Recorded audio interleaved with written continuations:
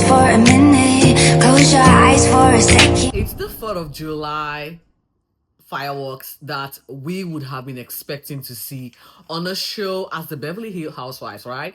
However, the ladies did not deliver because I couldn't even get to climax from this particular fireworks display from the 4th of July event as hosted by none other than Dorit.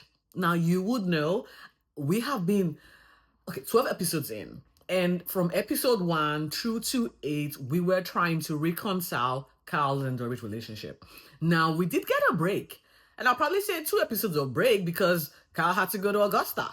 And now we're back to, I was going to say square zero, but then this woman left me hanging because this particular episode ended with a cliffhanger of sort.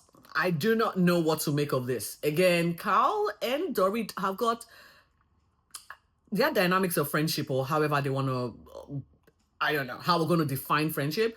It's kind of skewed for those two. And I'm not putting it in my sleeve. There is just a lot going on.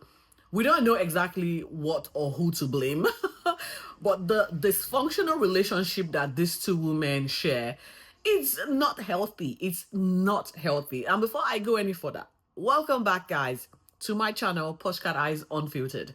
If you haven't subscribed, I don't know what you're waiting for. Please go subscribe and share this channel with your friends. And whilst you're there, comment, like, and watch previous videos of my reality TV. There's so many things. Just go through my playlist. You'll see something that you would like, okay?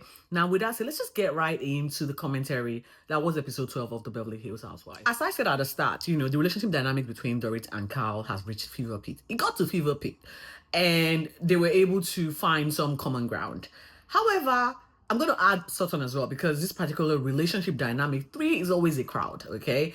It's between Kaale, Dorit, and Sutton. They go back, they come forward, they go back, they take 5 steps forward and 25 steps back. So it's quite confusing, and it's just leaving me very little to be desired in terms of trying to run a commentary on all the group dynamics. And we're going to see why. Now, speaking about Sutton, we all know Sutton went to Augusta to have sort of a therapy, trauma healing session in order to reconcile the relationship with her mom and also revisit the passing of her dad. Now, I would say this particular trip was very successful in that she got what she wanted to hear. Her mom eventually ended up saying that she loved her.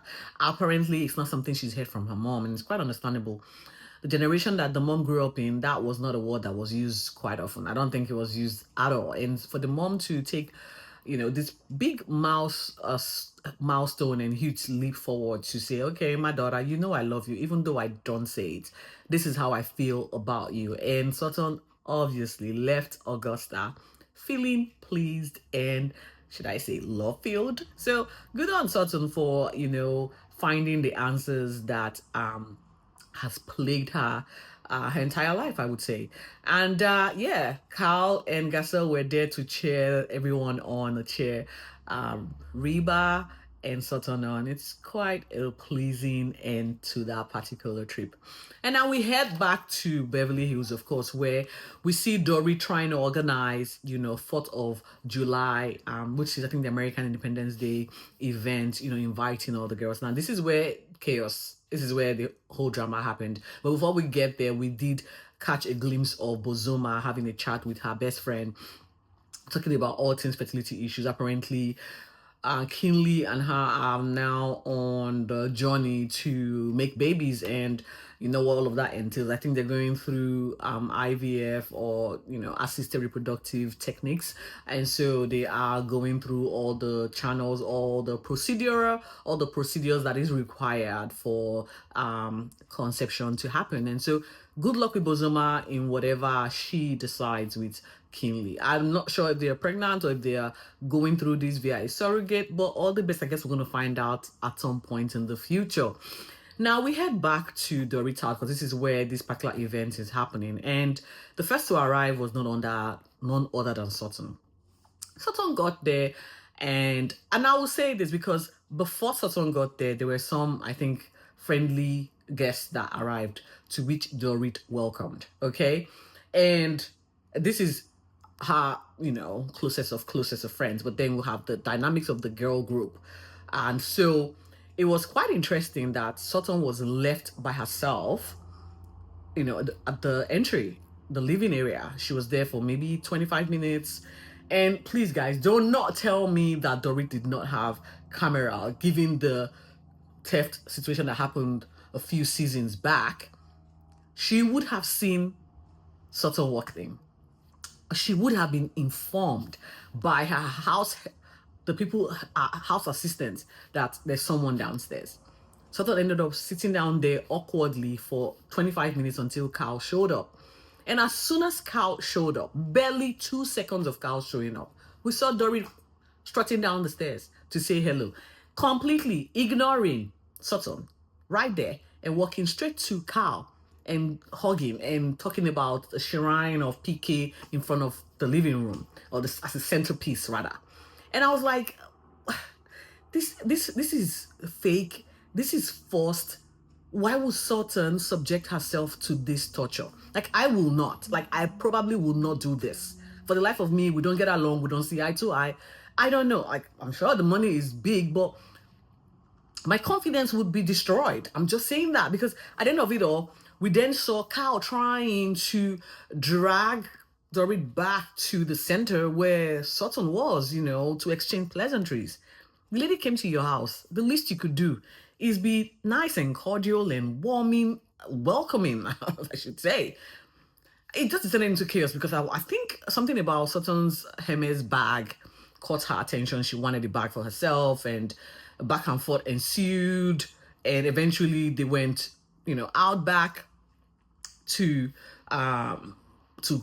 gather whilst waiting for the rest of the girls to come through.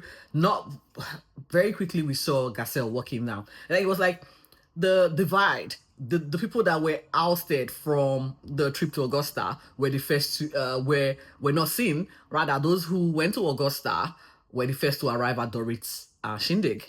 And so, it did not take 3 seconds of Garcelle sitting down before it just went left. And this is how it kicked off. Pretty much, Garcelle asked Sutton what she was drinking and if there was alcohol in it, to which she said yes. And Dorit was like, "Oh, yeah, why would you ask if she's drinking alcohol? Of course she sort of alluded to the fact that of course there'll be alcohol, alluding to a comment that was made in previous seasons that she felt Sutton was, abusing alcohol. And I think that just sent Sutton head spinning. Before you knew it, she called her the B word in her house, and chaos ensued. Dorit was like, "Don't call me a B in my house. I will not tolerate that." And yeah, it just went left. Sutton was like, "I'm not comfortable here. I'm going to leave." She walked to the entry point, stood there for a fair minute. And as she was there, Garcelle and Kaale were trying to rile her or convince her to stay back.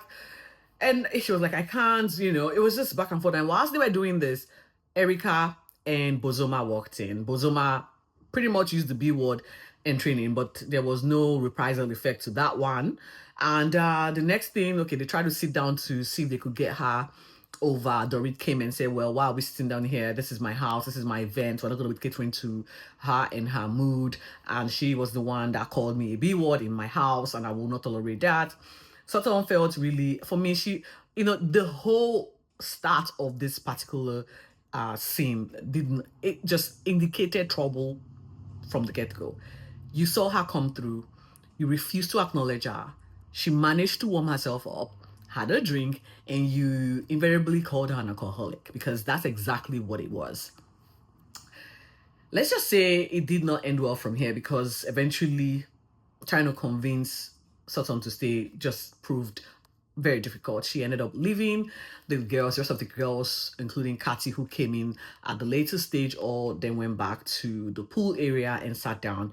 And again, this conversation went left because Bozoma, not exactly knowing what has happened, took to supporting Dorit.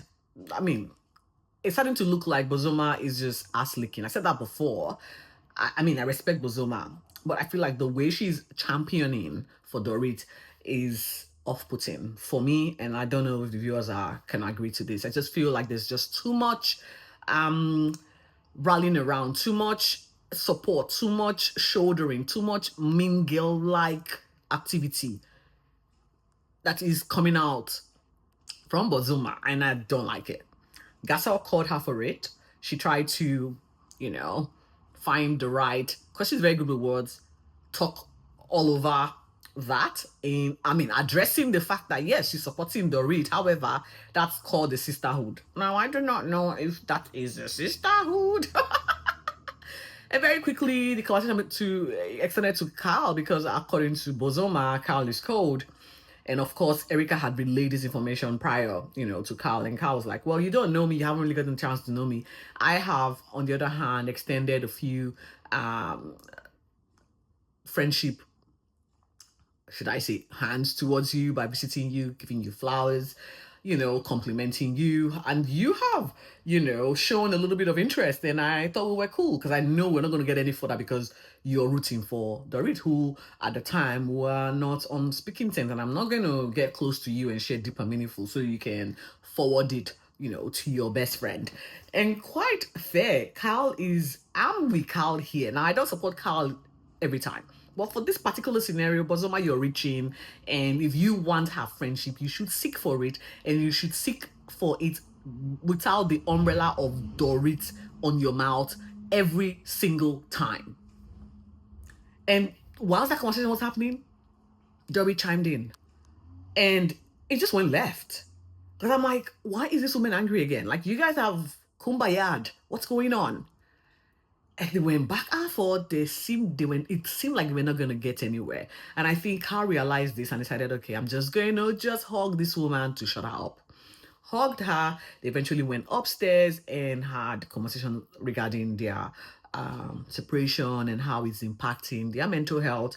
Dorit's home looked a mess. Like, I don't think that house has been cleaned. If it has been cleaned, there are things just piling on the walkway everywhere. And I can totally understand. I'm not judging her for it. I think I felt that way as well. Like, when this sort of trauma happens, everything stopped to make sense. Everything around you becomes a blur. Everything that you do requires 20 times the effort to do them. And so you're like, why bother?